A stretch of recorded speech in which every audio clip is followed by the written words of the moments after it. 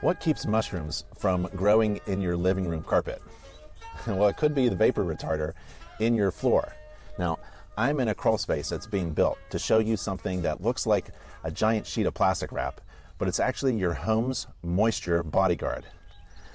This thin polyethylene sheet covering the dirt of the floor in your basement or crawl space is working 24/7 to prevent your basement or crawl space or your concrete floor from turning into a fungus farm. Without the plastic sheets, moisture from the ground would have a house party, inviting its friends, mold and rot, to damage your home. This plastic needs to overlap at the seams by at least 6 inches, and they have to run up the foundation walls a little bit too. That's not just being thorough, that's creating a moisture force field around your home's underbelly. Chapter 4 of the International Residential Code requires this 6 mil thick plastic sheet to be properly installed, overlapped, and sealed at the seams. About half of the air you're breathing on your first floor is coming from your crawl space or basement.